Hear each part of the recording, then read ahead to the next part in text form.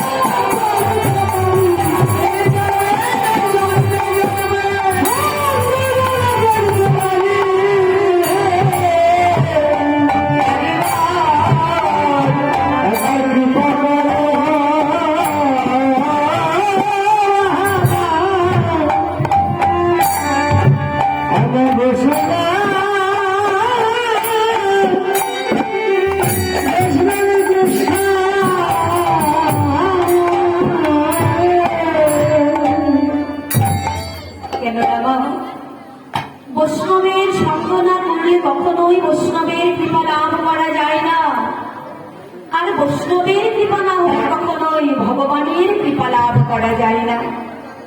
চৈতন্য চরিতামৃতে বললেন, মহতের কৃপা বিনে কোনো কার্য সিদ্ধি নয়, কৃষ্ণ কৃপা দূরে বহু সংসার না যায় ক্ষয়।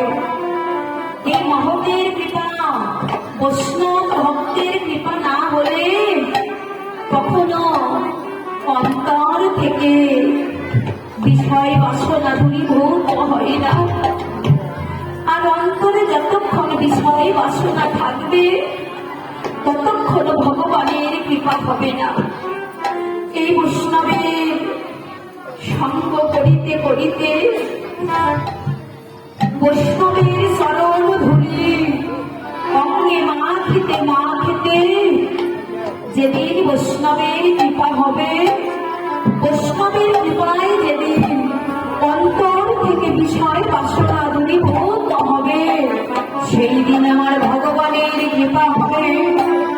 তাই তো চৈতন্যে আরো বললেন, কোন ভাগ্য কোন জীবের শ্রদ্ধা যদি হয়, তবে সেই দিন সাধু সঙ্গ করা, সাধু সঙ্গ হইতে হয়। শ্রবণ সাধন ভক্তে হয় সর্বলক্ষ নিবারণ, অনর্থ নিবৃত্তি হইতে ভক্তে নিষ্ঠা।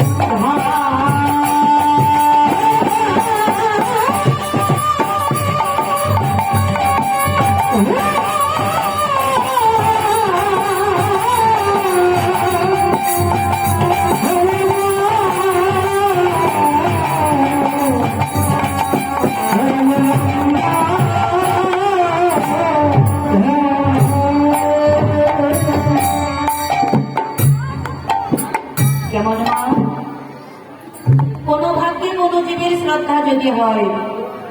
কেমন মা? এই ভক্ত সঙ্গ, ভগবত সঙ্গ, বৈষ্ণবের সঙ্গ যদি আমরা করতে চাই, আগে কিন্তু শ্রদ্ধার প্রয়োজন, তাই না? বৈষ্ণবের প্রতি, ভক্তের প্রতি আমাদের যদি অন্তরে শ্রদ্ধা না থাকে, তাহলে কিন্তু ভক্ত সঙ্গ করা হবে না। তাই তো চৈতন্য চরিতামৃতে কৃষ্ণদাস কবিরাজ গোস্বামী টিকা করলেন কি? প্রথমেই শ্রদ্ধা, শ্রদ্ধা থেকে হয় সাধু সঙ্গ, সাধু সঙ্গ করতে করতে হয় কৃষ্ণ ভজন, ভজন করতে করতে হয় বিঘ্ন নাশ, বিঘ্ন নাশ হলেই মনে আসে নিষ্ঠা, নিষ্ঠা থেকে মনে আসে রুচি, রুচি থেকে হয় আসক্তি, আসক্তি থেকে হয় ভাব, আর ভাব থেকে হয় মহাপ্রেমের আবির্ভাব।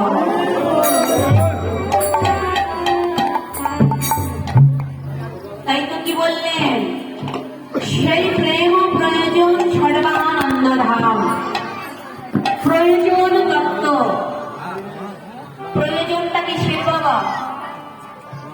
আমাদের জীবনে আগে কিসের প্রয়োজন? তবে এই জগতে যদি ভালো থাকতে চাই, এই জগতে ভালো থাকবার জন্য অনেক কিছুরই প্রয়োজন হয়, তাই না বাবা? টাকা পয়সা, গাড়ি বাড়ি, এগুলি না থাকলে জগতে ভালো থাকা যায় না। তবে চৈতন্য চরিতামৃতে কবিরাজ গোস্বামী বললেন কি? আমাদের সবার জীবনে আগে প্রেম প্রয়োজন। কেন মা? এই মানব জীবনের একমাত্র চরম উদ্দেশ্য হলো